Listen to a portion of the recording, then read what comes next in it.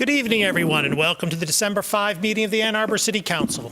If you're able, please rise and join us for a moment of silence, followed by the Pledge of Allegiance.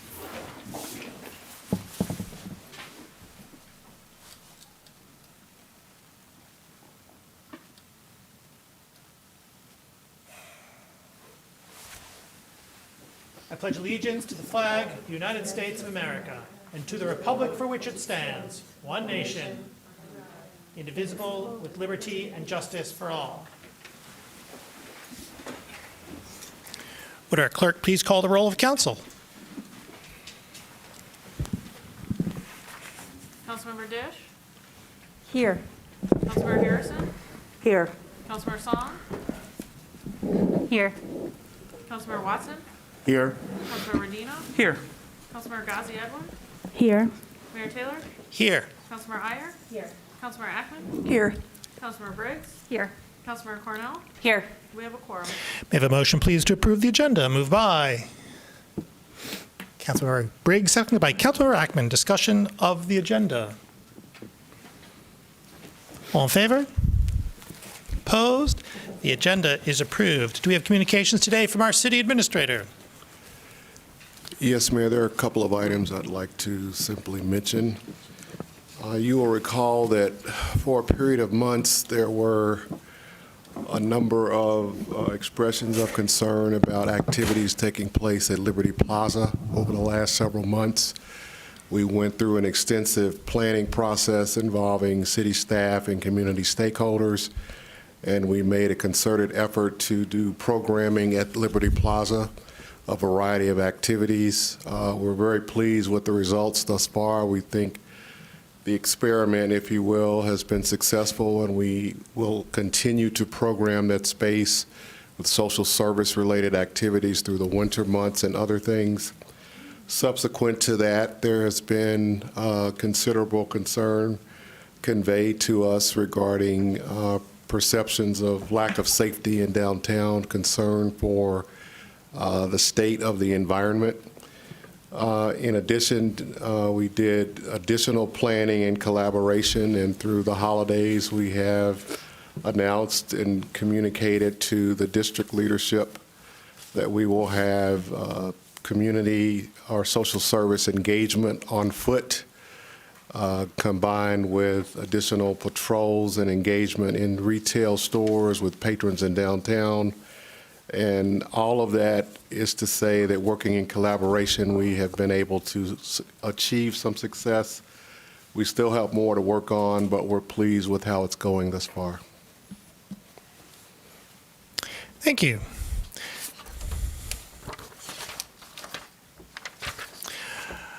We now have our monthly report from the chair of the Independent Community Police Oversight Commission, the monthly update, Councilmember Dodaro Hargraves. I'm sorry, Chair Dodaro Hargraves. Good Lord. Hello, everyone. Last month at our meeting, it was during the holiday week, so we were missing quite a few people. We did not have an official quorum, but we did get work done. No votes or anything, but we had a great discussion on restructuring and getting our subcommittees back up and running. So right now, commissioners are reflecting on how they would best like to engage in our process, and they're picking which subcommittees they want to be on. In our January meeting, you will be receiving updates from those subcommittees to see when we're getting a jump start on things. So we're excited about that. During that meeting, we also did provide an update on the community feedback regarding the development of an unarmed crisis response team here in Ann Arbor. So the consultant PSC has been doing small group meetings, and we'll be continuing that through December. Some of our commissioners, due to their roles in social services, have been taking part in those groups sessions. And then in January, they will be having 2 public forums for the public. So if somebody did not take part in the online survey and was not part of these small group discussions, they can come to one of these public meetings and listen to learn more or contribute their thoughts on what the program could or would look like should we move forward with one here in Ann Arbor. In addition to unarmed response, I just want to give some shout outs to a new city program that we have here, which is our Supportive Connections group. And I know some folks in downtown have used this. It's brand new. They just started out pretty much a few weeks, and they've been having some success with it. This is not an emergency response like we're working on in the other areas, but this is one where you could go to their website and fill out a referral for someone that you think may need additional services without the use of armed police response. And a social worker will go out, meet with them, and do some outreach and get to know them. So please learn more about them. Go to their webpage because they're actually here now. So if there is somebody that's not in an immediate crisis and you think unarmed response would help them, we do have a service that can potentially help right now. We are aware of some frustrations in the downtown, some of the commissioners. So while we have no formal complaints from individuals, we have requested and been given some time and some updates by the Ann Arbor Police. So we are up to date on what's going on, and we'll continue to be up to date in that matter. Our next meeting is Tuesday, January 24th. If you have any questions or comments, good, bad, indifferent, regarding the Ann Arbor Police, please feel free to comment. You can reach us at icpoc@a2gov.org, or feel free to come to one of our meetings. We're happy to discuss the police department with anybody at any time. So, thank you. Thank you.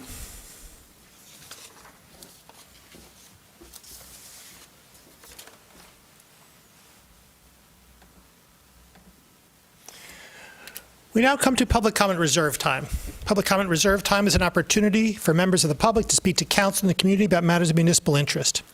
Anyone may speak at public comment, but to do so, you must sign up in advance by contacting the city clerk on the day of the meeting. If you call before 1 p.m., then your speaking time position will be allocated randomly within priority bands established by city council. If you call after 1 p.m., you will be placed at the end of the queue in the order of your call.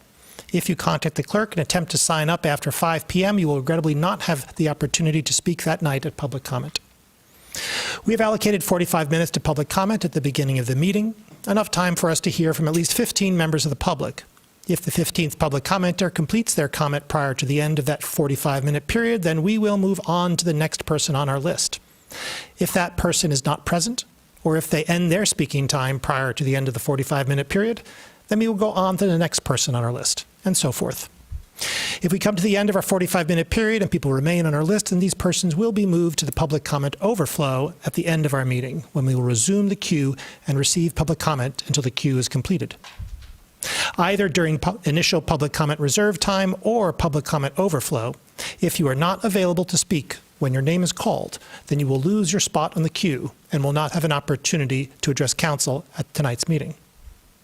Only one person is authorized to speak at a time. Speakers may not delegate their queue slots to others.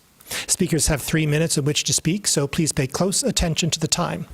Our clerk or the time clock will notify you when 30 seconds are remaining and when your time has expired. When your time has expired, please conclude your remarks and cede the floor. Our first speaker today is Michelle Hughes.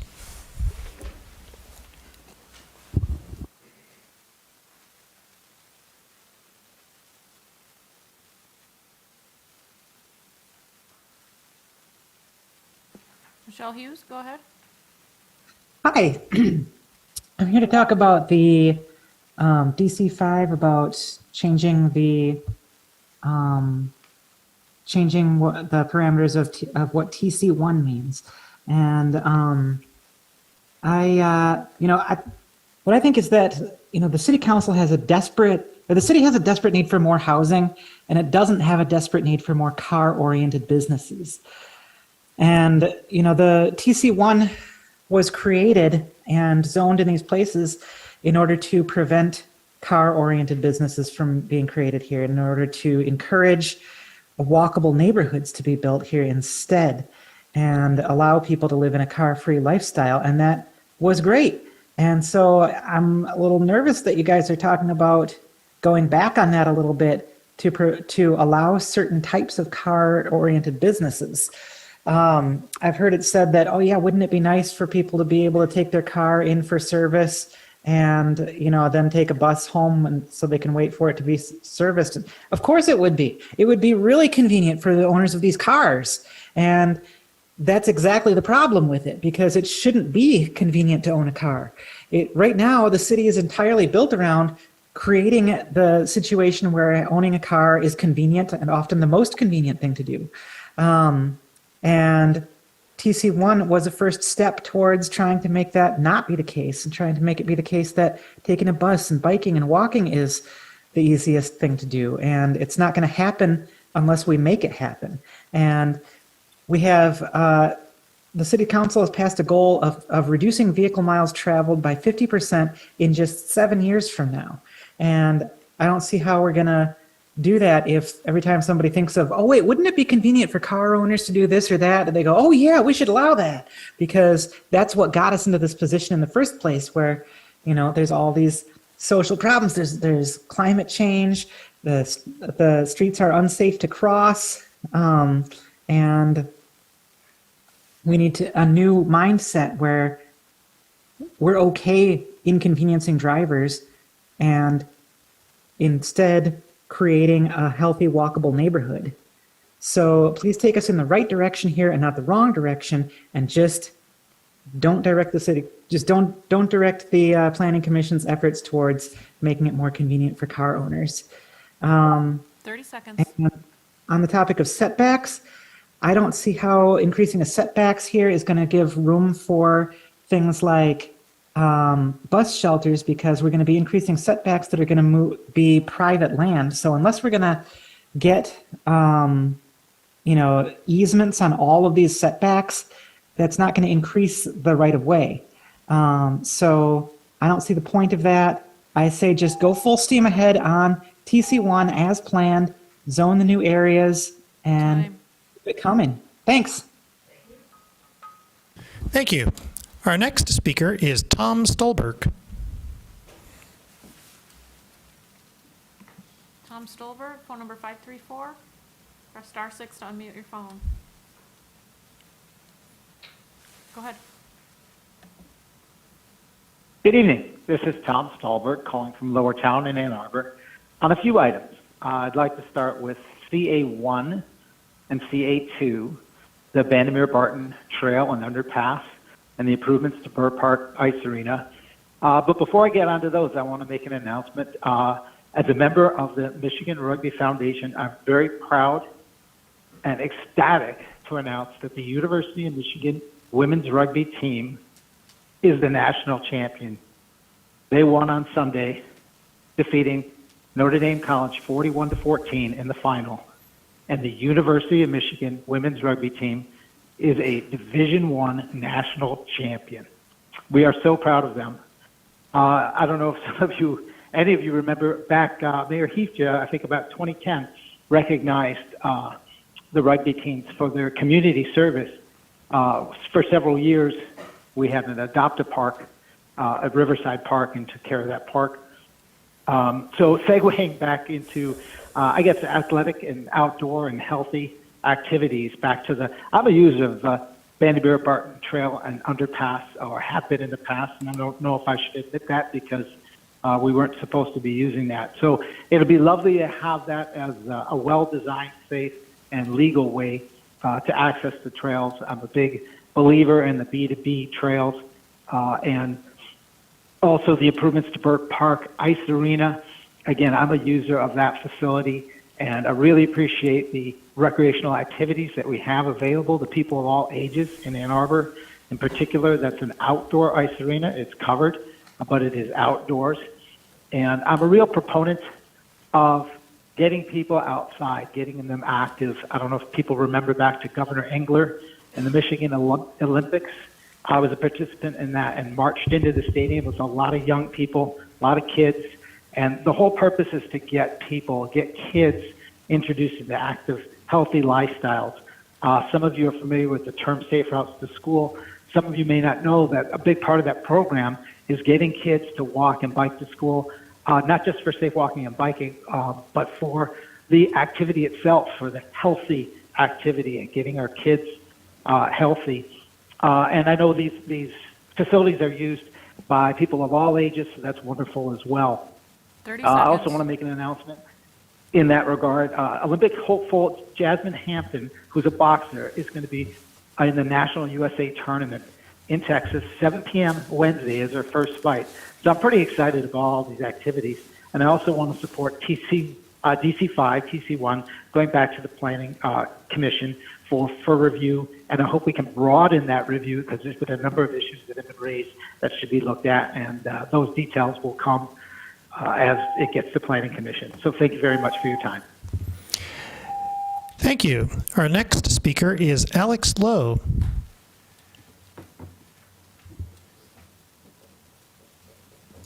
Alex Lowe, do you have a comment? Go ahead. Hi, this is Alex calling in from Fernwood Avenue. I misspoke to the clerk today, accidentally saying I was speaking on CA5 when I meant DC5. Sorry about that. I do want to talk about DC5 in relation to its request to add automobile-related uses to TC1 zoning. As without further specificity, I believe this runs the danger of undoing many of the core elements of TC1. Both a car rental lot and a car rental shop, which are used in the examples, could require large amounts of land for a single purpose, which runs quite contrary to TC1's purpose of allowing walkability within a small area.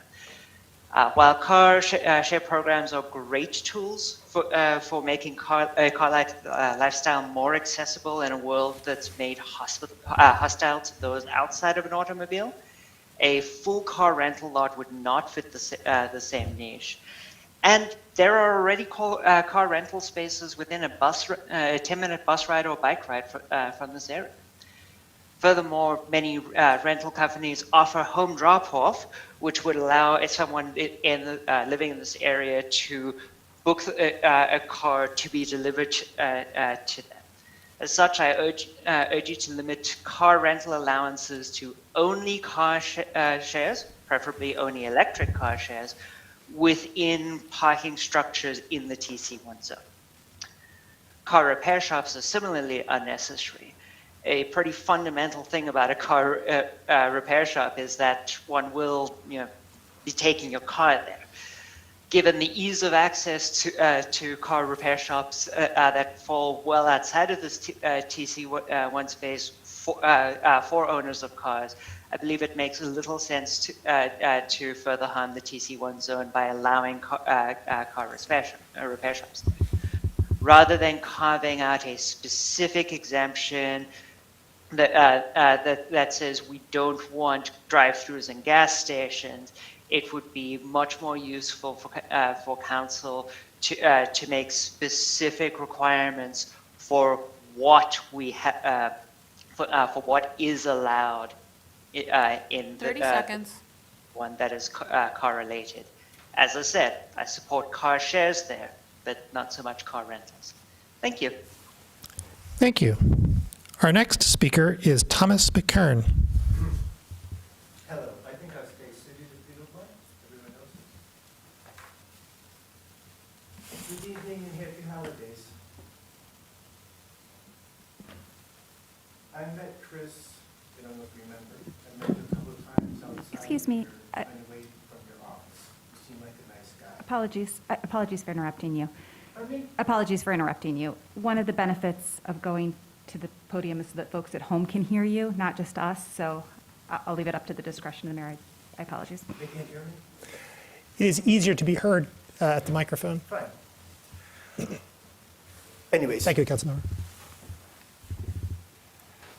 Yes, thank you. So I met you seemed like a nice guy. I met you twice, you probably don't remember. I worked with, or I contacted, I think it's Briggs, during the recall and some other things. And she seems like a nice person as well. Thank you.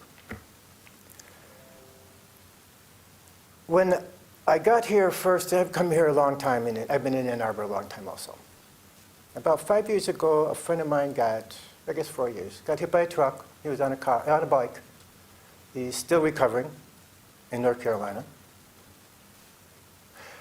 And when you did the bike lane, I thought, oh, cool. Maybe you could call it Ketty Lane. His name was Ketty. But the bike lanes don't work.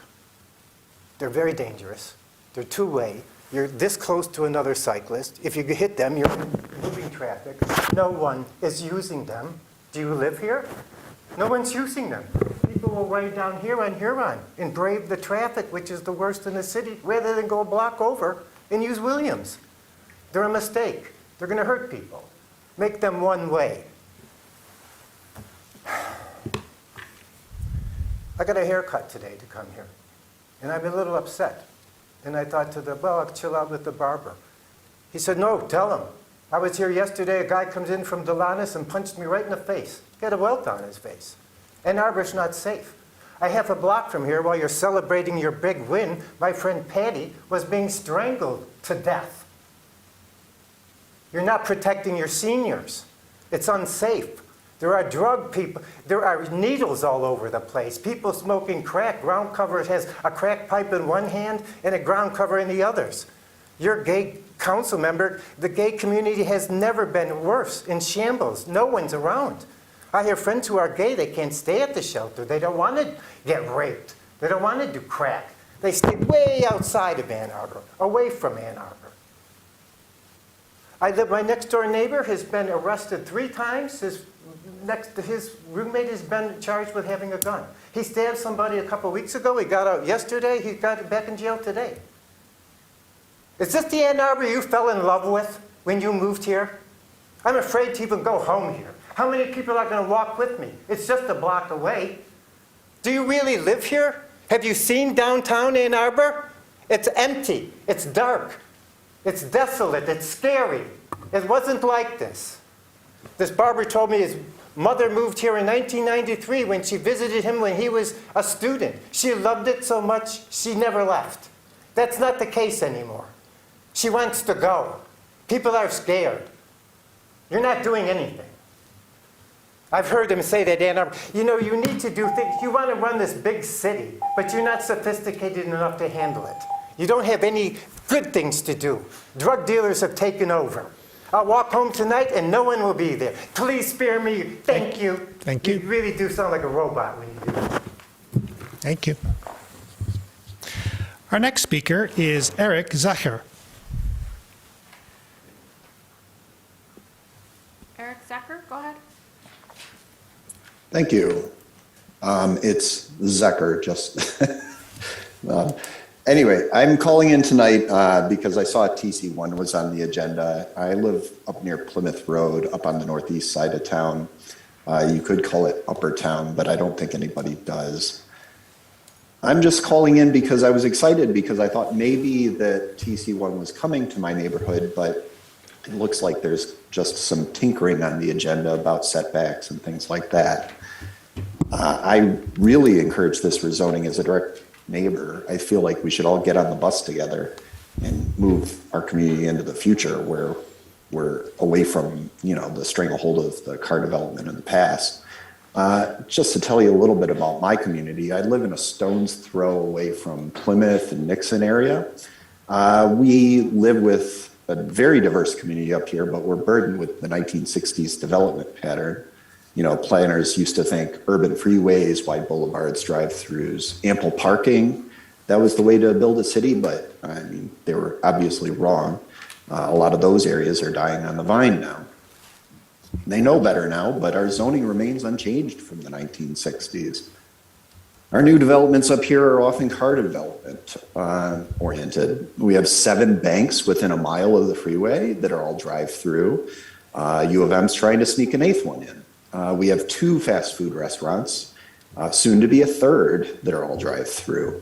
And council has actually made this worse over the last 2 or 3 years. We decided not to do a green road diet that would have made it easier to go visit Plum Market, Bushes. They decided to allow Panera to move from their walkable North Campus location over to the freeway and make things even worse for car traffic over here. And that was in 2020 that we granted that special use exemption.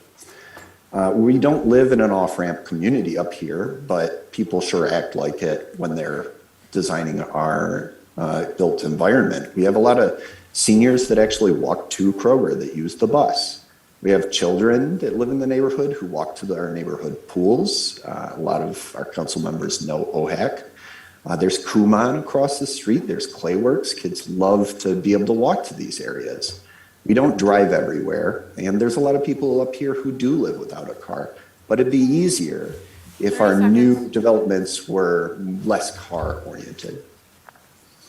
You may not hear TC1 by name when you're knocking doors, but you will hear people asking for vibrant neighborhoods, walkable, sustainable developments. They want to age in place. So I would urge you, don't hit the brakes, grease the chain up, shift into high gear, and pedal us into the future. Don't wait. The longer we wait, the less likely it is to happen. So let's move our community forward. And I think I did that without any auto euphemisms. So thank you very much. Thank you. Are there communications today from council? Councilmember Gaziad? Good evening, everyone. I just wanted to reiterate my dedication to helping to create an ADA liaison at the City of Ann Arbor. Some of you may remember that at a commission on disability issues that I attended last year, this idea was floated, and I'm grateful that former council member Elizabeth Nelson took this up. So as a new liaison to CODI, I hope to work on continuing to get it started. Thank you so much. Councilmember Dish? I just wanted to express my sincere happiness to see the memorandum of understanding between the city and Washtenaw County for the Bandamer-Barton Trail and Underpass project. This project is a critical gap on the B2B trail, and this will help us connect the city with parks and along the Huron River. It's really important to have a safe, non-motorized connection between Bandamer Park and Huron River Drive that does not involve illegally crossing the railway or dodging cars on Main Street. This memorandum of understanding has been long in the making. It will facilitate cost shares and grant applications for state and federal money.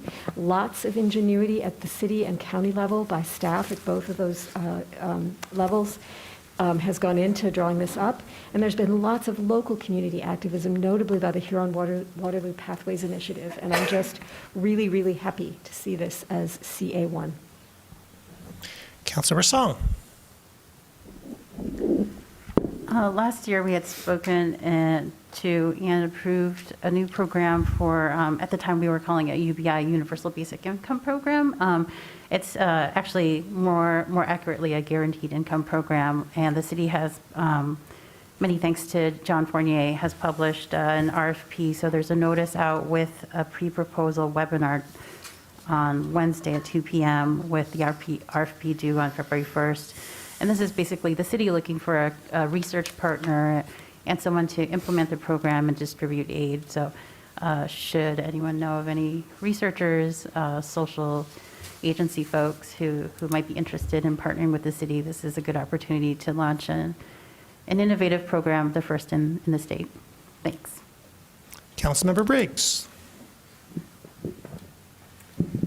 Yeah, I wanted to first thank Public Services staff for hosting a neighborhood meeting with the Evergreen subdivision west of Maple Road last week to discuss stormwater drainage issues. That for folks in the neighborhood who missed that, they can go to the city's project website and find a recording of the meeting and project slides.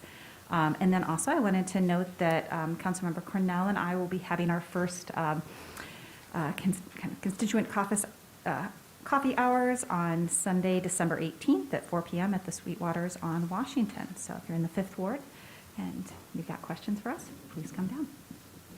Further communication from council. Councilmember Watson?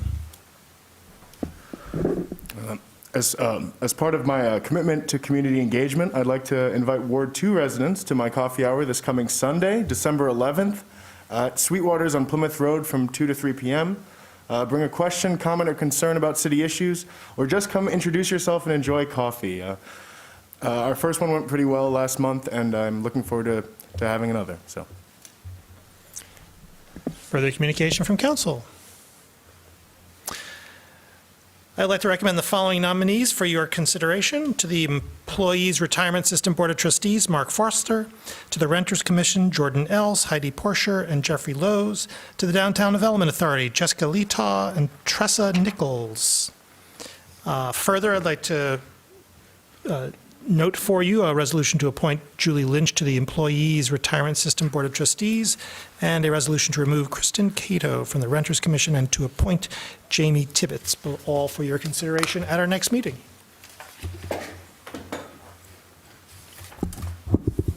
We now have before us the consent agenda. May I have a motion, please, to approve the consent agenda? Moved by Councilmember Song, seconded by Councilmember Radina. Discussion, please, of the consent agenda. Councilmember Briggs.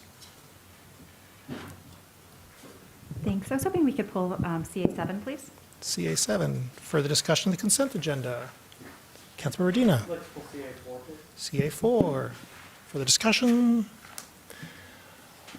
All in favor of the consent agenda with the exception of CA7, CA4, please say aye. Opposed? The consent agenda with the exception of CA7 and CA4 is approved with 11 council members present, all voting the affirmative, thus satisfying the 8-vote requirement with respect to CA6. CA7, resolution to approve the reallocation of American Rescue Plan ARPA funds, moved by Councilmember Briggs, seconded by Councilmember Watson. Discussion, please, of CA7. Councilmember Briggs. Yeah, thanks. I just thought this was worth having at least a brief conversation about. We had a number of council questions about it, but it is related to ARPA funding, the reallocation. Just a little bit of background. Staff identified a number of high priority projects based on identified community priorities for the ARPA funding. There was a robust public engagement process. We had an online survey which had 2,500 responses. And that public input was used to determine how ARPA funds, the $24.2 million of ARPA funds were going to be used, and projects were prioritized as high, medium, and low priority, with high priority receiving full funding. The Community and Law Enforcement Data Platform project was identified as a medium priority project and allocated $500,000 of the needed $1.2 million. The rest of the funding was anticipated through collaboration with community partners. It appears through council answers that the partnership with U of M has not moved forward as hoped. I just wanted to get a little bit more background about the reallocation, but ask a few questions. My first is around sort of the importance of this project. First question being, does staff still believe that the Community and Law Enforcement Data Platform is critical to, as was noted in the ARPA process, to measure progress, impacts, and outcomes to achieve meaningful and systemic change in policing? If so, was consideration given to matching this project with funding through our public safety budget in the next budget cycle?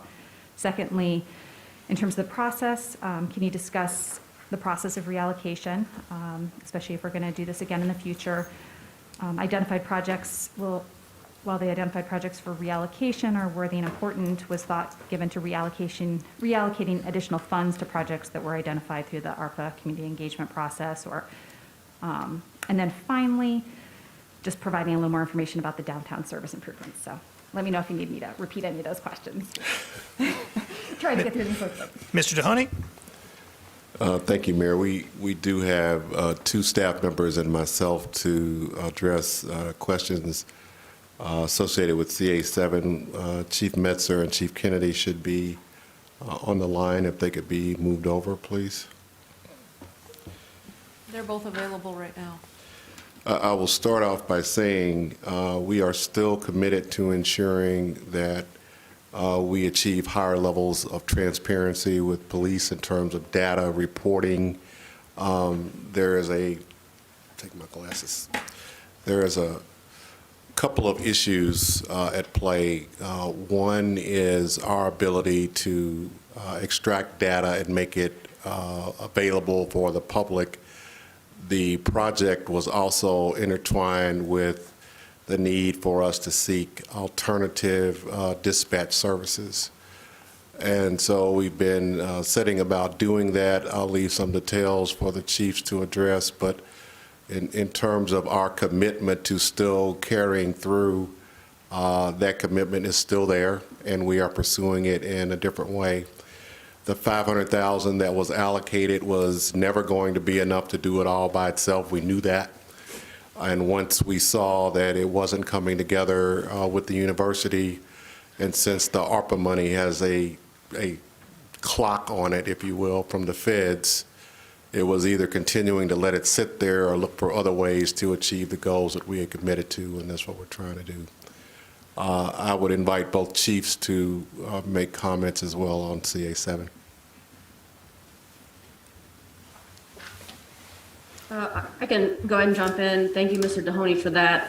It's not a matter of not being able to spend the money. It's just a matter of if. And so what we didn't want to do is commit to spending money that we didn't know we would be able to spend in time. So while we continue to look for dispatch services, a big portion of whether or not we spent this money immediately was whether or not that would, with the new RMS system and the new transparency system, whether or not that would be compatible with whomever we select as a dispatch service.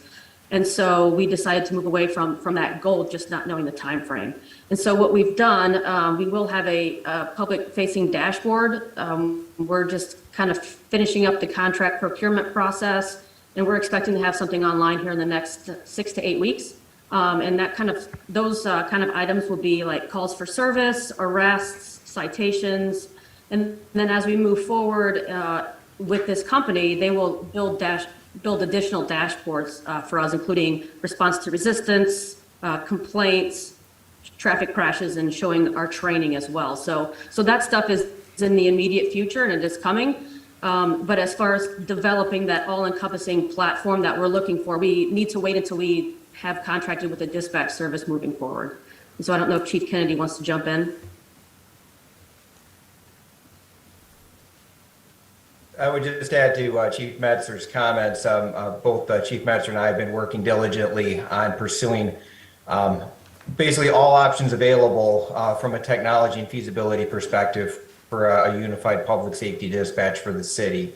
Right now, it's quite fragmented, with Metro Dispatch handling police and Emergent Health Partners handling fire, which has some structural issues with it. So this is something that has been taking large amount of both of our time, and can assure council that this is absolutely a priority and something that we are working very diligently on, and in fact have a meeting on such this week. So the reallocation of funding will have no impact on both of our efforts with pursuing this going forward with absolute speed.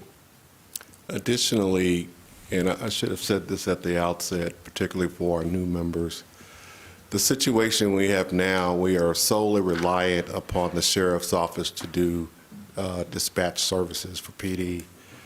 We're looking at 8 to 9% increases a year for the next 4 years if we stay with the sheriff. Ideally, we'd like to find a system that can address both fire and police combined. That's the most efficient way to go. That's what a lot of cities do across the United States. And we're hoping to find a way to be able to do that here.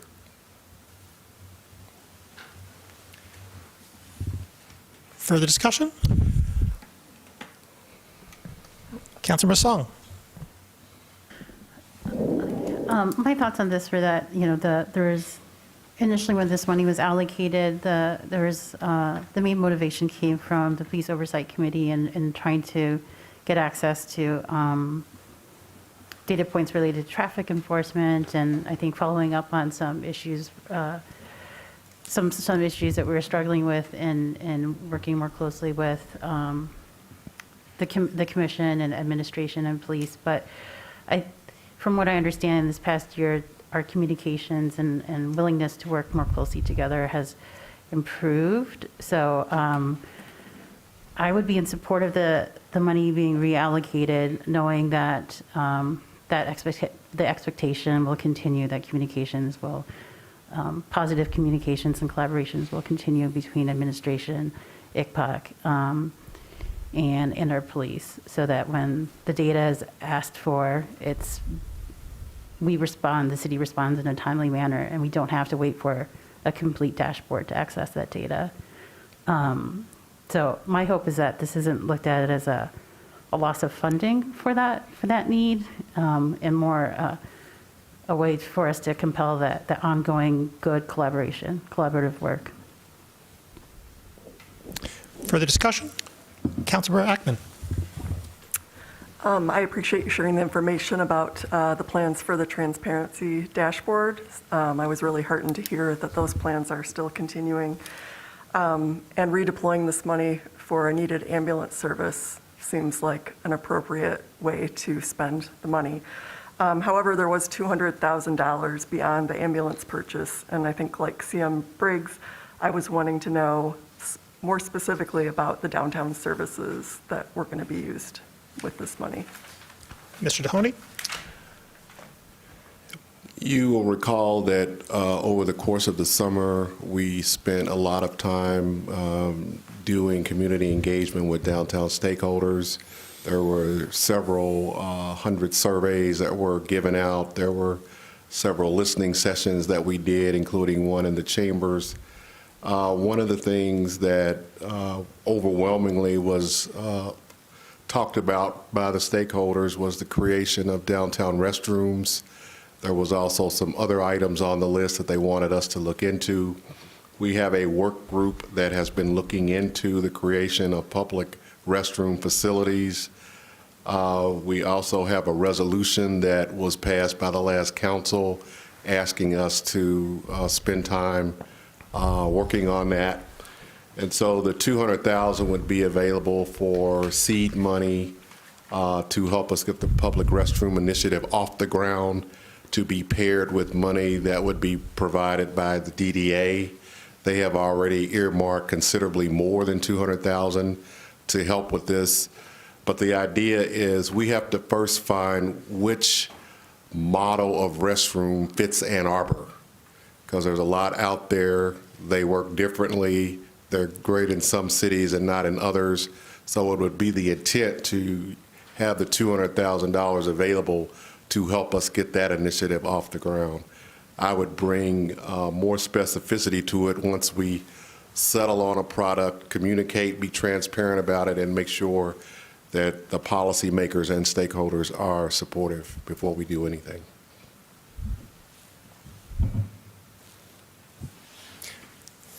Further discussion?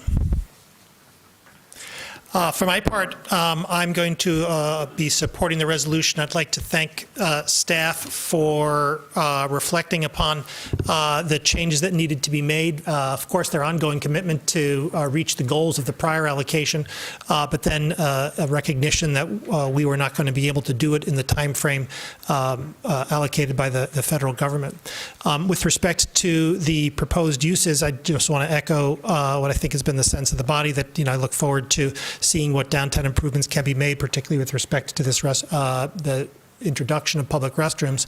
I'd also like to express my sincere and earnest thanks to Chief Kennedy and the fire department for an exciting pilot, which is going to be made more permanent by the purchase of this ambulance. The provision of ambulance services is, of course, incredibly important to the members of the community. We naturally work with and at the Huron Valley Ambulance for the purpose. But the introduction of an Ann Arbor ambulance will enable us to provide medical services, provide transport to Ann Arbor residents and those who have the good fortune to come within our jurisdiction, even better service, making sure that they get this care that they need when they need it, they get to the hospital when they need it. It's going to be part of making sure that folks in Ann Arbor are as safe as possible, and that we're doing everything we can to keep them that way. So thank you to staff for the initiative for the pilot and the service and the ongoing commitment to which will be reflected in the purchase of this ambulance. Further discussion? All in favor? Opposed? It is approved. CA4, resolution to approve a construction contract with Instuiform Technologies USA LLC for high-level trunkline sanitary sewer rehabilitation Phase 2 project in the amount of $4,242,055.60. Moved by Councilmember Radina, seconded by Councilmember Dish. Mr. Discussion, Mayor. please, of C4. Thank you, Mr. Dahoney. Mr. Mayor, we have an introduction for this item. We have staff available to address questions that were posed by Councilmember Radina, Mr. Hutchinson, and one of his associates is on the line. Mr. Hutchinson.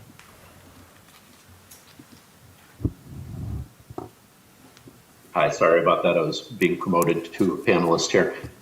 Yeah, we had several questions that came in here, and I'm going to address those here real quickly. The first question, why was the decision made to deem one bidder non-responsive for failing to provide a bid bond as requested, while in situ form was still scored and awarded the bid despite failing to provide required workplace safety documentation? The bid bonds are a requirement for submitting a valid proposal. The other documentation is not required for the proposal to be valid. The contractor simply receives 0 points for those categories when we score that documentation if it's not submitted. Second question, expressed some concerns over the low score that this contractor received in the overall scoring. Considering they were also partially non-responsive, is there a compelling reason why we would not rebid this contract and seek to attract a contractor who better meets our city's expectations for the work? To respond to that, I would say that there are a limited number of contractors that perform this kind of work, so rebidding the project would likely not attract a much larger pool.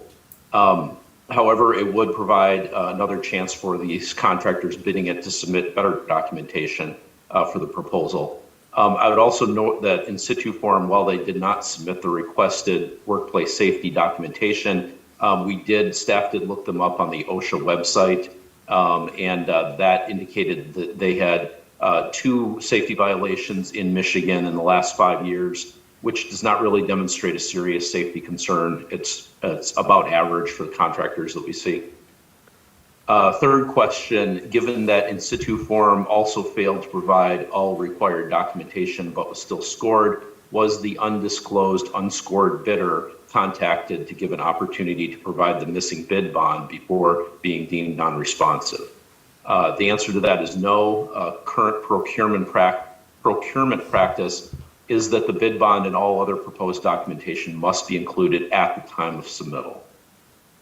And then the final question, what would be the impact of this project on this construction if this construction contract were rebid in an attempt to draw a more compelling bidder pool? This work is presently scheduled to occur between January and April of 2023. And it was scheduled that based on the location of the work, which is near the downtown, to avoid other construction projects that we have going on in the downtown area. So if we did postpone this work, it would likely have to go into very late in 23 or early in 24 so that it does not conflict with those other projects. And then finally, I'll also add that it's also likely that rebidding the project would result in higher bid prices. Thank you, and I will be available to answer any further questions.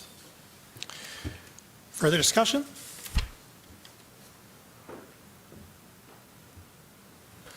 Councilmember Radina. Thanks. Yeah, I just have one more question with regard to kind of your last comment there about the higher prices. With this particular project, I know that the bid came in considerably under what was budgeted. Would you anticipate that would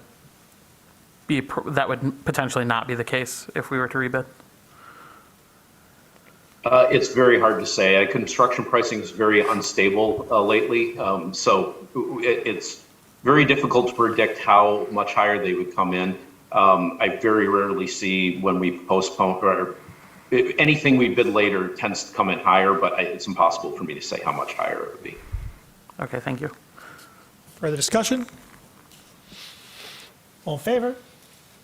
Opposed? It is approved. We do not have today any public hearings. We have before us A1, the regular session meeting minutes of November 21, 2022. May I have a motion, please, to approve these minutes? Moved by Councilmember Watson, seconded by Councilmember Radina. Discussion, please, of A1. All in favor? Opposed? The minutes are approved. DC1, resolution to appoint Sarah Mason as representative and Molly Madrowski as alternate to the Washtenaw Regional Resource Management Authority. Moved by Councilmember Cornell, seconded by Councilmember Dish. Thank you. Discussion, please, of DC1. All in favor? Opposed?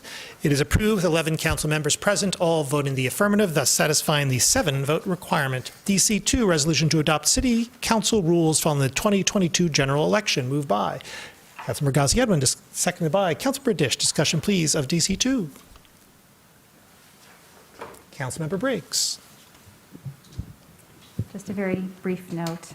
Since later in the agenda, I'm going to move to suspend rules because our council rules don't provide the opportunity to revisit past council action in a new council session. I just note this, that it's something that the Rules Subcommittee of the Council Administration Committee may want to consider in the future. Further discussion? All in favor? Opposed? It is approved. DC3, resolution to approve 2023 City Council, resolution to approve 2023 Council Committee appointments. Moved by Councilmember Radina, seconded by Councilmember Dish. Discussion, please, of DC3. Councilmember Song. I just want to thank Mayor Pro Tem Radina for his work in coordinating this, and how pleased I am to see new voices, new visions for a lot of this community work. And I'm really excited to see how each one of us engages the commissions in different ways. I know a few of us were spread kind of thin across commissions these past couple of months, and I thank new council members for helping us take on these new duties. It's rewarding, and it's wonderful to work with our community volunteers who commit so much time and energy and expertise to this. So thank you all. Further discussion? I too would like to echo my thanks to Councilmember Radina for taking the laboring oar on working with colleagues and all to put together a list which I hope and trust meets everybody's hopes and dreams. The work that we do here at the council table and during these meetings is, of course, important, but we also work with our community member volunteers on boards and commissions, and that work is vital to the ongoing progress of government. We look to receive the benefit of community members' expertise and enthusiasm, cautions and oversight and all manner of things on these boards and commissions. And it's a real opportunity for council members, old and new, to work with some of the most engaged folks we have in our city, and it's an exciting project. So, Councilmember Radina, thank you very much. You are a spreadsheet master. Councilmember Radina. I will just say briefly that, I too am very excited for the work that this group is going to do over the next year on these commissions. I think it is, again, a testament to really the diversity of experience and perspectives and backgrounds that people are bringing to this council table that actually made this job fairly easy this time around. I think that, with maybe one exception, everyone who submitted their first choice for when I asked for preferences got it, because everybody has kind of these different areas of expertise that they're bringing to this body, which I think is really exciting. I think it's going to strengthen the work that we do. And so I just really look forward to seeing everything that comes from that work. Thanks. Further discussion? All in favor? Opposed? It is approved. DC4, resolution to approve 2023 council calendar, moved by Councilmember Ghazi Edwin, seconded by Councilmember Iyer. Discussion, please, of DC4. I will note that there are a number of deviations from past practice in the council calendar with particularity. I'll observe that we are taking note of AAPS holidays in January, and that we are also, and so we will not be on the first and third Monday cycle in January. And further, we are holding fire on Thursday meetings pending whether there will be special elections in May, August, and or November. If indeed there are going to be any elections during those potential cycles, we will give although our clerk is indomitable, she's not quite that indomitable, and so we will certainly, I would hope, move council meetings that were going to be immediately after an election to a Thursday. And so just keep notice. Councilmember Rodino. Thanks. I think it's also just worth noting that the planning session that was scheduled for next week is being rescheduled to January 30th.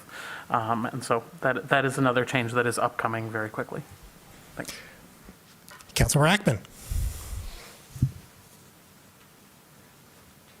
Missing button is very hard to push. As a new person on council, I guess I'd just like to know a little bit about working sessions. It seems that we have less than we have scheduled in years past. And I guess as a newer person on a council that has a relatively younger tenure, it seems like this is potentially an opportunity for us to have deeper conversations on things. I don't want to create unnecessary meetings though either, so I was hoping maybe somebody, Mr. Dahoney or the mayor, could explain to me kind of the rationale for what's supposed to happen in those and why we might be having fewer. I will, unless Mr. Dahoney, unless you'd like to jump in, I'll take over. You're the mayor, go ahead. We have had work sessions in the past, at least in my experience, and I think is generally reflected, tend, rather than being discussions among council members, one way, or rather a number of parallel hub-spoke discussions with a staff member about a subject that they have presented to us. During the course of COVID, we transitioned from a hub-spoke meeting, which would require the attendance of all of us at the same time, even if we didn't have our own particular questions, would require staff presence at a time certain, and so forth, a time certain particularly in the evening. We transitioned to essentially webinar-style video presentations. Staff will have a presentation about a particular initiative. They will put it online. It will be, of course, released to council members, but also to members of the public. When members of council have questions about the presentation, we direct it to the staff member, or more accurately, perhaps Mr. Dahoney, who then is able to have the staff member respond to the query and distribute that response to the public and to council as a whole. Like all of our human endeavors, it is a work in progress. If it meets the council's wishes, then we will continue. If it does not, we'll iterate. So that's the logic. Councilmember Song. So if that does not preclude council members in being able to work directly with staff on issues. So if there isn't a work session on on a particular issue, say several of us want to review DEI efforts or get more in-depth details into how we implement our DEI work. It doesn't necessarily have to be a work session. It can be something that several of us can organize and speak with staff and meet about. Am I correct? Yes. Okay. Further discussion? Mr. Mayor. Councilmember Briggs. Mr. Dahoney, did I hear you trying to? I was just going to say the session that was scheduled for the 12th that's been moved to January 30th, Laura Orta will be addressing you regarding DEI on that night. So we are planning to communicate with you directly about what we're doing. Thank you. So, I would say I'm open to trying new ways of doing things. I would say that it's been a little bit different since I've been on council in terms of how work sessions have been conducted, in terms of how they were a few years ago. I do think that they are important and they serve an important function in our city at times. And I'm okay with removing monthly work sessions from our calendar, but I do think that I urge the city administrator and city staff to continue, if there's a subject that they would like to present to all of council in advance, get some input on. I think that's important to do at times. And so I am going to continue to sort of lightly reserve my second Mondays of the month in anticipation that something might come up, because I think that's something that we should be open to as the year goes on. There's a lot of important work that we're doing in our community, and I think there are going to be times that the staff does need to present things to us so that we have time to reflect upon it and really think through questions. I'm not sure the video presentation format works so well for us, but sometimes just getting us in the room to think about a subject and get a little bit of initial feedback is warranted. Further discussion? All in favor? Opposed? It is approved. DC 5, resolution to direct Planning Commission following Stadium Maple rezoning to TC1, moved by Councilmember Ackman, seconded by Councilmember Cornell. Discussion, please, of DC 5. Councilmember Briggs. Thank you. I know that we received a number of communications about this tonight and before council, or before the meeting. This, just a little bit, this resolution directs Planning Commission to make a few small but important amendments to TC1. Just to review, the purpose of TC1, as stated in code, is to facilitate, encourage, and support redevelopment and infill development to realize mixed-use projects and achieve affordable housing, enable more housing choice and more sustainable forms of development with reduced source and energy needs. So the couple of proposed amendments that I'm proposing tonight are things to have Planning Commission revisit is one, an amendment to the permitted uses in TC1 to enable some limited auto-oriented businesses, such as car rentals and automotive repair, and this is through special exception use, and that's an important distinction. In our table, we have permitted, special exception, and not permitted in a zone. So special exception use provides additional review and scrutiny. Car rentals in a car light lifestyle can be very helpful. The second is to request increased flexible setbacks where right-of-ways are narrow to ensure that we don't prevent the opportunity to make needed right-of-way improvements in the future. Currently, the public right-of-way doesn't have a transit-only lane, protected bike lanes, street trees, bus shelters, benches, or sidewalks that can pleasantly accommodate a growth of future pedestrian or transit users on the Stadium Boulevard in Maple, where we just approved TC1. So current setbacks permit a 0-foot setback, which, if we built to that today, would prevent important future improvements. So this is allowing us the opportunity in the future to make improvements in that area. And I see this as a very iterative process, that in the future we might need to do something more transportation focused, like a right-of-way manual. Finally, I know that there's a lot of interest from many community members to keep the TC1 process moving forward, and I share the sense of urgency. That is critical, and I think incorporating these very modest changes is not anticipated to be a lengthy process, but will improve the code for future applications. These changes are important to the successful application of TC1 on Stadium and Maple area, and so happy to answer more questions later. Further discussion? Councilmember Dish. I just want to echo a couple of the points that Councilmember Briggs made. I wanted to assure everyone that a special exception use is by no means a guarantee. There's no guarantee that those will be granted. Those are thought of carefully and thoroughly.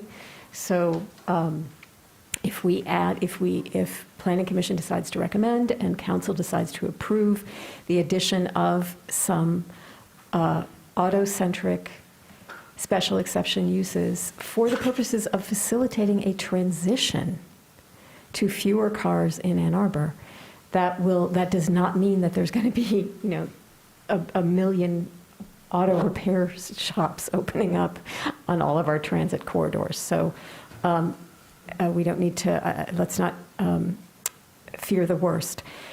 The other thing that I wanted to say was that this certainly should not be a lengthy process.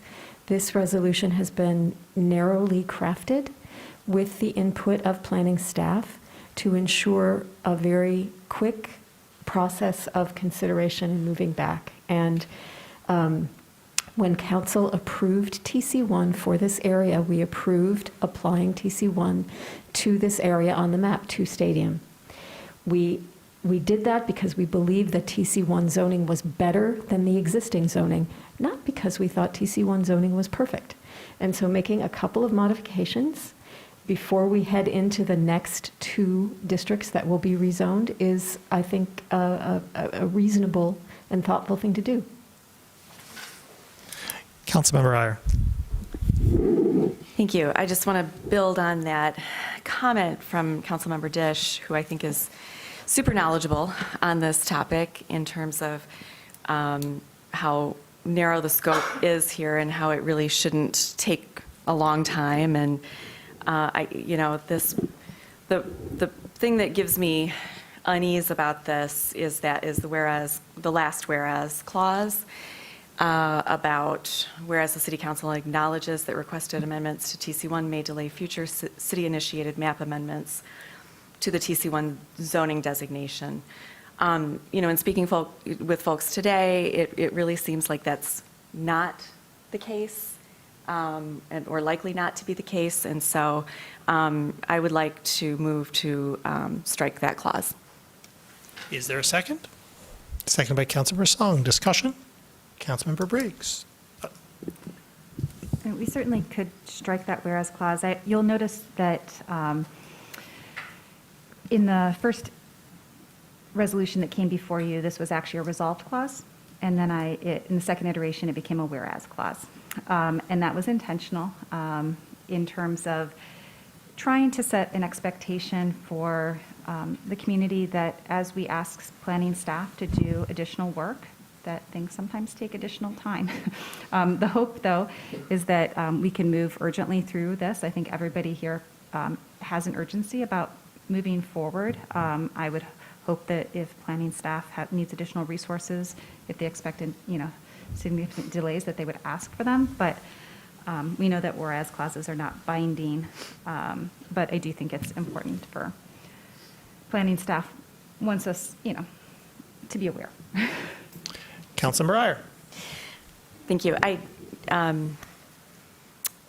think, you're absolutely right. There's a huge sense of urgency around TC1 rezoning, and we heard from some public commenters tonight talking about the concern that on corridors that are targeted for the zoning but have not yet received the zoning, that we can still be seeing in the coming, however long it takes, types of uses, approved and going through that really run counter to what we're looking to do very quickly here.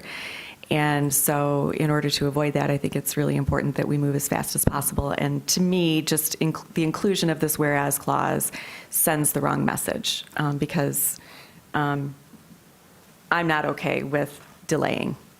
I think, the message to city staff from my perspective is these are urgent priorities. And, to your point, if the city administrator needs more resources to accomplish them all, let us know. But I'm expecting them to be done simultaneously.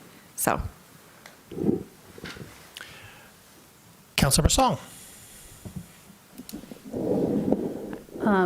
In speaking with community members today, before and today, there was a reflection on how long this conversation has been going on in our community and how TC1 has been a point of topic since our 2009 comprehensive plan. So here we are 13 years later saying this is urgent again. So how urgent are we? How responsive are we if we're here we are 13 years later and saying again we're still in a crisis and it's really urgent. So it's one whereas clause. I really appreciate how it's moved from a resolve clause to a whereas clause. But, you know, I agree with Councilmember Iyer here in that we've already waited so long to get to this point. And hopefully if we can encourage staff to move us along so that it won't go, I know it won't go for another 13 years. But I think we're just feeling that time, knowing that whatever we decide here means that it won't actually be built and up and ready, financed, you know, most likely not until after we're some of us won't be at this table. So time is of the essence. So I support removing this clause if possible. Thank you. Further discussion? For my part, I'm probably going to, I'm expecting, time is a zero-sum game. We are asking our volunteers and our staff members to do something new and to do it on the upfront. I don't view this, and I also think that the Planning Commission certainly views the matter of the map amendment, as does staff, with a degree of urgency. I think the inclusion of the language reflects the reality on the ground, but at the same time, I have no concerns that its inclusion would give cause for folks to delay. I know that staff and Planning Commission want to move ASAP, and I believe that they will, and I also believe that ASAP includes some delay associated with the extra task that we're asking them to accomplish. Further discussion? Roll call vote on the amendment to strike the whereas clause, starting with Councilmember Radina. Councilmember Radina? Yes. Councilmember Ghazi Edwin? Yes. Mayor Taylor? No. Councilmember Iyer? Yes. Councilmember Ackman? Yes. Councilmember Briggs? No. Councilmember Cornell? No. Councilmember Dish? No. Councilmember Harrison? Yes. Councilmember Song? Yes. Councilmember Watson? No. Motion carries. Further discussion of the main motion as amended.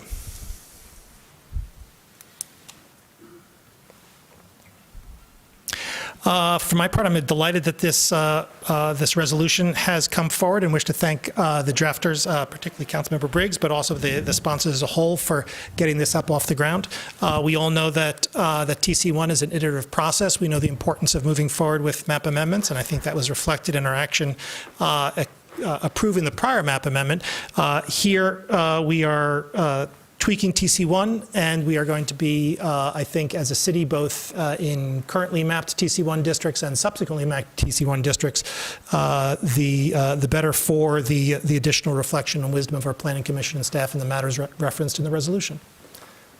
Further discussion? Well, Councilmember Radina.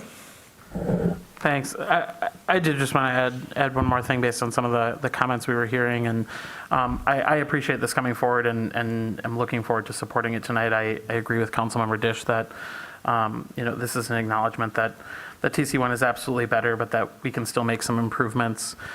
One of the things that I am hopeful for is that some of these auto-centric uses that we might be envisioning are auto-centric toward the future. I know that that's the intention of the sponsors based on the conversations I've had with them, thinking about things like EV rentals and places to charge those EVs, and making it possible for folks to actually live their day-to-day lives without a car but still have access to one when they need to leave the city. We don't unfortunately have the mass public transit options that exist elsewhere that allow us to, live completely car-free and then be able to get from here to up north right now, or even to Lansing without some form of vehicle. And so I think, as we're looking to encourage opportunities for people to live their lives here in Ann Arbor without being reliant on a car, we also need to acknowledge that there are some opportunities for when people need to leave their neighborhood or their city that would actually make it more possible for them if we plan for it now. So I look forward to seeing what this becomes. Thanks. Further discussion? Councilmember Song.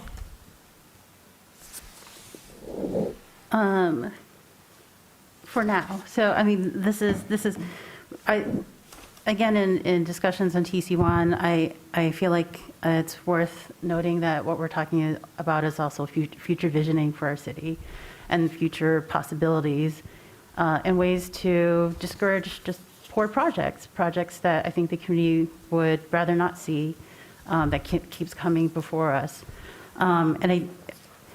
If anything, I would encourage that when we think about TC1 and what we're doing tonight, hopefully it's reflective of also our ambitions to make this a more walkable city.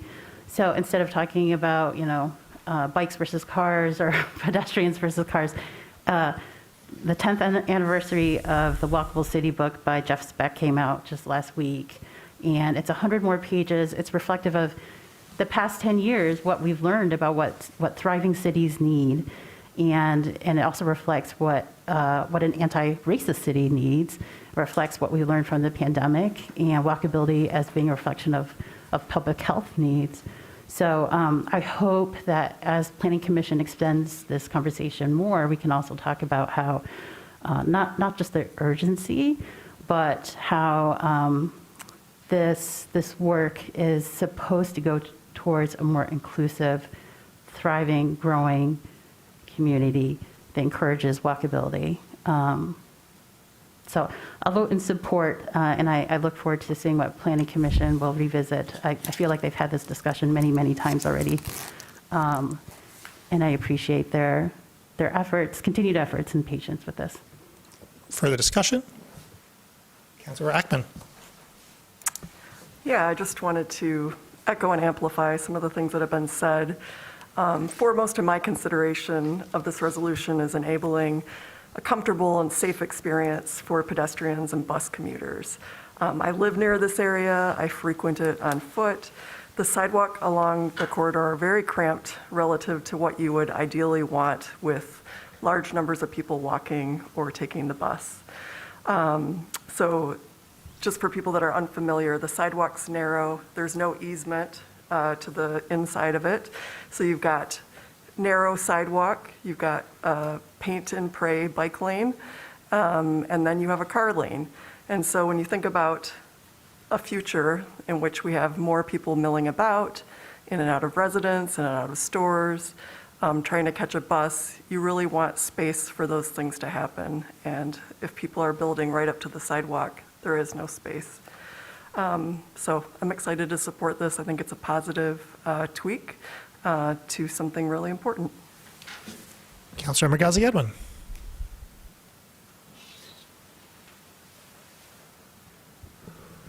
Oh, sorry, just took a minute for the button.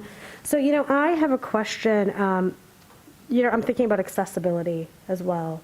In the 6th whereas clause, as the amendments are currently stated, it talks about the sidewalk is not appropriate in terms of its width, right? And I just wanted, I specifically, and with the background that I have, I know how important it is to create cities where people who move around in different ways are able to, right? Whether that's in a wheelchair, whether that's on a bike, whether if needed, because not everyone can ride a bike, it's in a car, right? So I wanted to know if and how this will improve accessibility, and if that was part of these considerations at all. Perhaps a sponsored drafter, Councilmember Briggs. Yeah, thanks. Yeah, absolutely. That's completely the intent of it, is to improve accessibility, improve the pedestrian experience, improve the transit users' experience. Essentially, when we have 7 feet of pavement space for sidewalks right now, that doesn't accommodate those needs that we have right now, or in the future when we're hoping to grow, right, our the number of folks that are living in this transit corridor. So there's been a fair amount of discussion. Why don't we just deal with what's inside in the street, move the curb, right? And that's an important conversation that we need to have in the future. And I think that probably is a part of the solution in the future.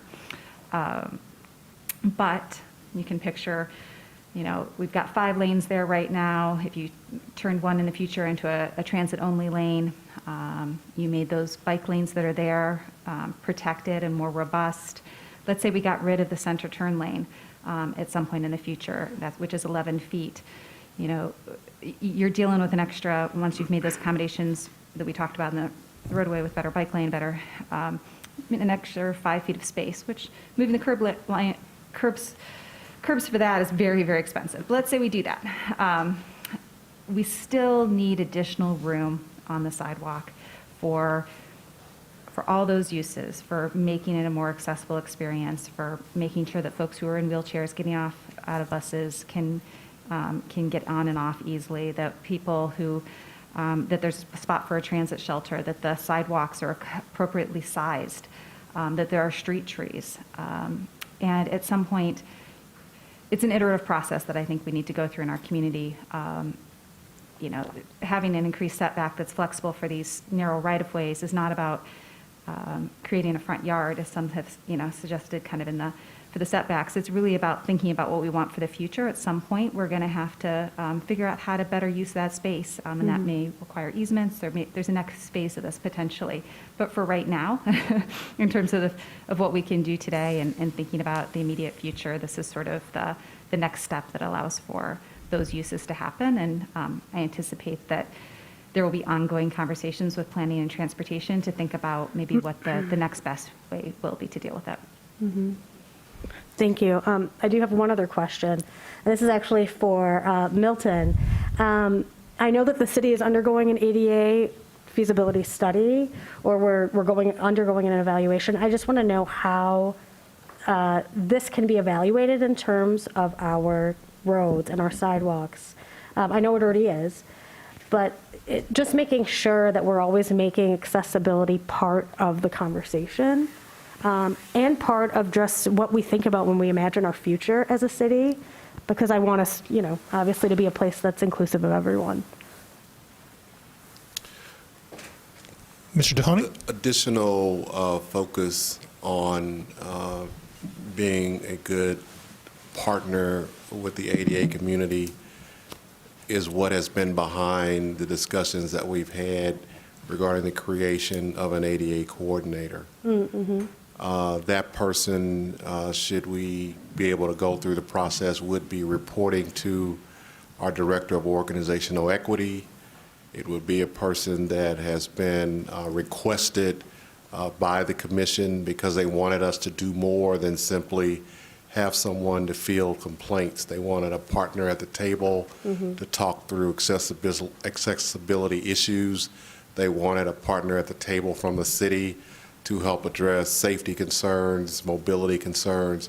And so what I had indicated to the commission is that they could in fact be at the table with our folks creating what that job description looked like, so we'll know how to pursue it. And that's what we're working on. Thank you. Further discussion? All in favor? Opposed? It is approved. DC 6, motion to suspend Council Rule 13 in order to reconsider the resolution to approve a professional services agreement with Sam Schwartz Consulting, LLC, RFP 2257, in the amount of $134,271, and appropriate funds for the state trunk line jurisdiction transfer study in the amount of $160,000. Moved by Councilmember Briggs, seconded by Councilmember Iyer. Discussion with DC 6. Is there a staff introduction before the reconsideration, Mr. Dohoney, or is that after the reconsideration?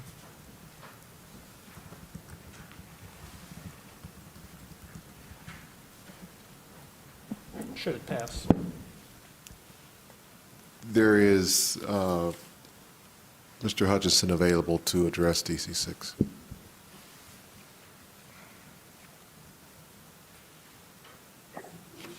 Hi again. We had one question come in on this. The question was, because this vote failed in September, has the money already been repurposed for something else? If so, where will the money be reallocated from? And the response to that is that the funding for the study was proposed to come from the major street fund balance, and that money is still available in the fund balance for this purpose. And that's all. Thank you. Discussion of DC 6. Councilmember Briggs. I just want to confirm, you did read the motion incomplete. I read the title of the, when you said the, yeah, I read the motion to suspend Rule 13. Okay, you did, you read that. Okay, Yes. just want to make sure. I'm sorry for not getting. So, since you read the motion, I just wanted to give a little bit of background about why this is important.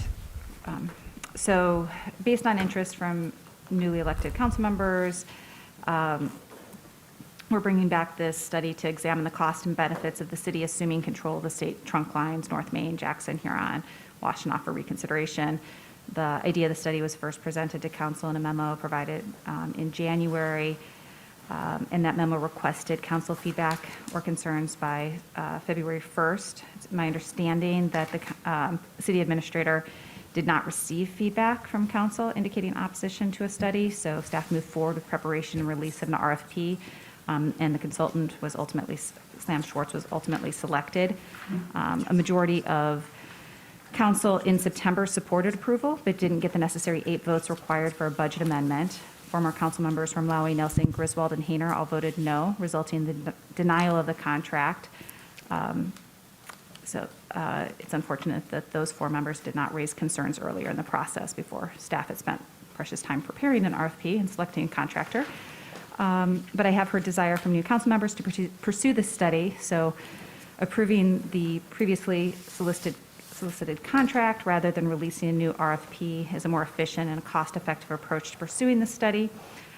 But this requires a temporary suspension of council rules because, as noted in the motion, our council rules don't allow for reconsideration of past agenda items in this manner, though Robert's rule does offer support. So that's the reason for the suspension of the rules. And so now, Councilmember, if I recollect, you intended to read the motion 1? Yeah, that was my question, actually, because I... Oh, I thought you meant about the motion as a whole on the No, agenda. sorry. So No, I did not read the text of motion 1. My apologies. So, And so with therefore, I move under Council Rule 19 to suspend Council Rule 13 regarding the time limitation for a motion to reconsider and the requirement that the motion to reconsider be made by a member of the prevailing side of the previous vote in order to allow a motion to reconsider the September 19th, 2022 defeat of the resolution to approve a professional services agreement from Sam Schwartz Consulting in the amount of $134,271 and appropriate funds for the state trunk line jurisdiction study for $160,000. My apologies. my apologies for not understanding your question. Seconded by Councilmember Adina. Is there discussion of the motion to suspend Rule 13? All in favor? Opposed? It is approved with 11 council members present, all voting in the affirmative. Councilmember Briggs. I think I've provided the necessary background for that. I think you read motion number 2, I believe.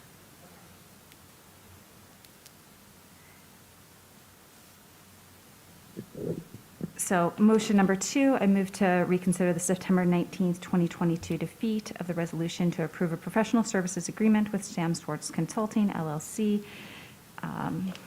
in the amount of $134,271 and appropriate funds from the state trunk line jurisdiction transfer study for $160,000. I voted on the defeated side of the original motion.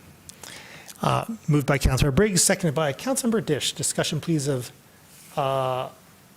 motion 2. The approval of motion 2 will bring back the main motion for consideration. It's a discussion of this motion. All in favor? Oh, I'm sorry.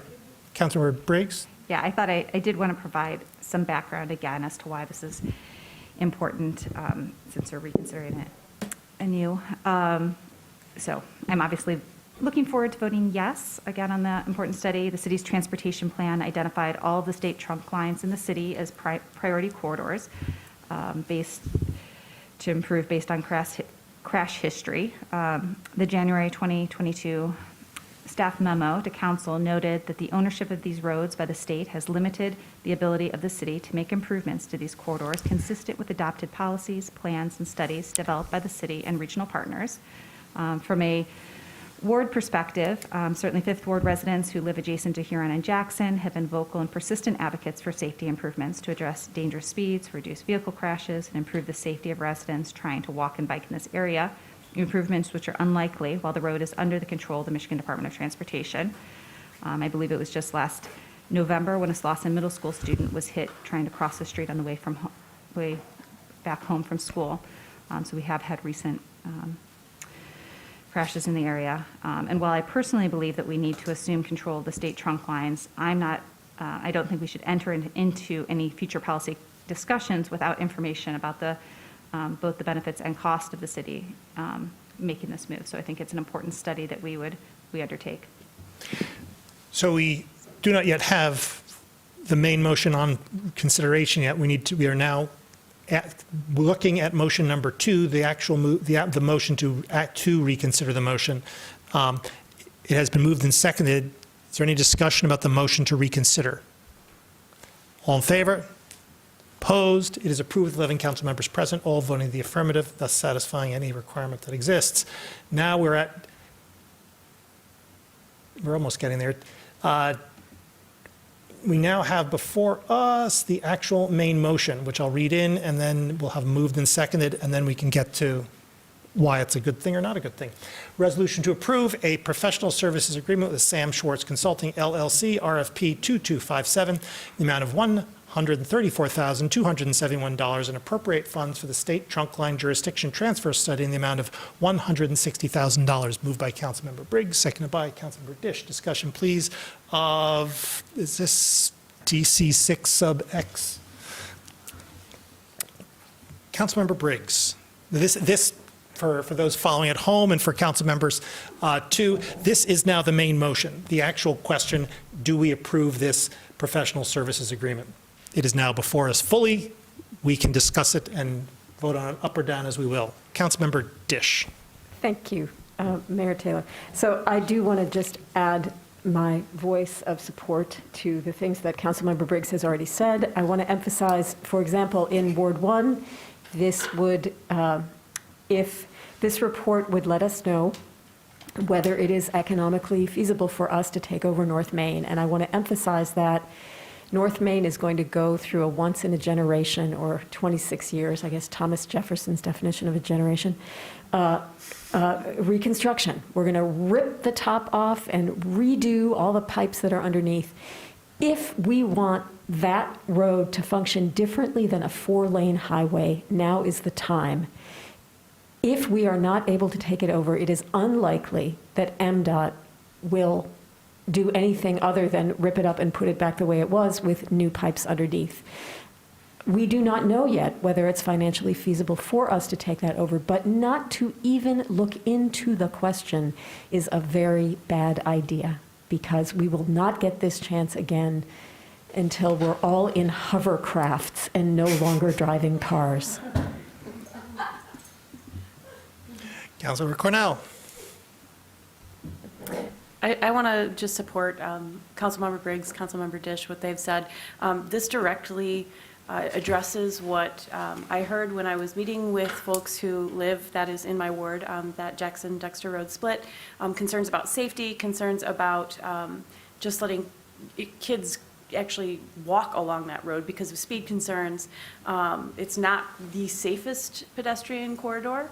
A lot of things make it incredibly tricky. I think it's shared amongst these trunk line areas. And I agree, if we don't take the opportunity now to look at the safety of it and make improvements if we're able to, would be a huge missed opportunity that we might not ever get back. So I'm hugely supportive of this. Councilmember Ackman. Thank you. I ran on a platform of providing safe, equitable, multimodal transit for our city. And the fact is this, the 4 trunk lines in question, so North Main, Washtenaw, Huron, and Jackson, run through the heart of our city, through neighborhoods. And our values in Ann Arbor are clear. We value safety, mobility, accessibility, sustainability. MDOT does not seem to share these values for these roads, treating them more as an on-ramp to a freeway, a place to barrel through on the way to someplace else, rather than a place where people live, walk to get to class, or bike to get to work.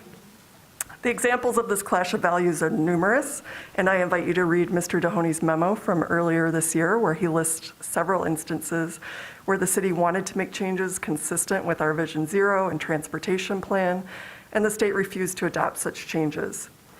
In one case, the state ignored concerns the city raised for years about crosswalk visibility on Huron Street between Thayer and Ingalls. and it was only after a pedestrian was seriously injured that it was upgraded with an RPF beacon. This is simply not acceptable. So I want to thank Mr. Dahoney and staff for bringing this forward earlier this year, and thank Councilmember Briggs for the opportunity to consider this resolution tonight. I will be voting yes to analyze the costs and benefits of assuming local control of these roads. Councilmember Adina. Thank you, Mayor. I too am going to support this tonight. I am absolutely in support of studying this and kind of learning what opportunities might exist and some of the costs that might come with it. I do acknowledge that taking them over would come at likely an additional cost for us to maintain them long term. And as we're making progress towards improving some of our neighborhood streets and things like that, I hope to better understand the balance, and I think this study will help to do that. I also just want to acknowledge that there has been a slight change in the atmosphere up in Lansing since we last considered this, and while I don't expect that MDOT's position will have changed much, there is potentially an opportunity for us to work more closely with our legislative delegation to push to the extent that they can, now that we have a bigger delegation that will be in the majority. And so perhaps something that we can discuss in our new policy agenda committee as well, to emphasize that this is a priority from the city, and hope that we can maybe make some progress from the state, although for all of the reasons we have heard and from those from Council Member Ackman just now, I know that it is an uphill battle. So thank you. Further discussion? For my part, I'm excited to support this resolution. We have for many years sought to improve our major corridors, and for many years been unable to do so as a result of their ownership with the state. The transfer of trunk lines from the state to the city would, of course, require that we provide ongoing maintenance and care for them, but would also give us the opportunity to devise them in ways that were consistent with our community's aspirations. Further, in many instances, if not most, the transfer of roadways from the state to jurisdictions in which the state washes its hands of subsequent maintenance is accompanied by a major capital grant, if you will. That's something that is important for us to consider as we envision what might be possible. But what might be possible is not really what I think anybody's interested in. We are interested in what is actually possible. And you cannot accomplish and identify that without a feasibility study. Therefore, I'm excited to support this resolution and look forward to seeing its results. Further discussion? Councilmember Watson. Just to put some numbers on that, or on a similar case in Kalamazoo, this was according to MLive, but the money that they received from the state of Michigan after taking over trunk lines was $11.7 million to cover maintenance over 10 years.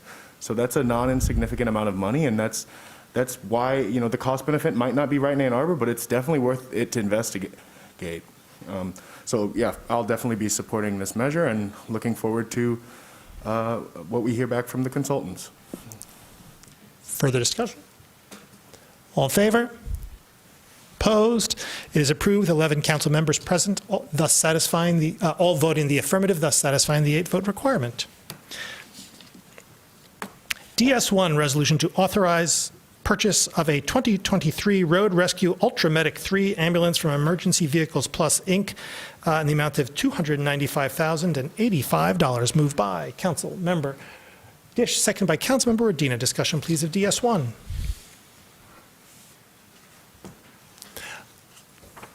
I just want to pile on. We said a bunch of nice things about the fire department and their pilot program and the ability, their eagerness. That goes from Chief Cox all the way down to the newest firefighter. Their eagerness to engage in this process. Their eagerness to provide transport with an Ann Arbor ambulance. It's a service that residents will be gratified to have, getting people the medical assistance they need quicker, getting them to the hospital faster. I'm so thankful to staff for the initiative, for the fire service up and down the line, for their eagerness to participate, and look forward to the receipt of the service for the community at large. Further discussion? All in favor? Opposed? It is approved. Do we have a closed session today? Ms. Carr? Yes, Mayor, there is a request for a closed session under MCL 15.268 subsection 1D to consider the purchase or lease of real property. Thank you. May I have a motion, please, to go into closed session on that basis? Moved by Councilmember Cornell, seconded by Councilmember Dish. Discussion? All in favor? I'm sorry. Roll call vote, please, starting with Councilmember Udina. Councilmember Udina? Yes. Councilmember Ghazi Edwin? Yes. Mayor Taylor? Yes. Councilmember Iyer? Yes. Councilmember Ackman? Yes. Councilmember Briggs? Yes. Councilmember Cornell? Yes. Councilmember Dish? Yes. Councilmember Harrison? Yes. Councilmember Song? Yes. Councilmember Watson? Yes. Motion carried. We're in closed session.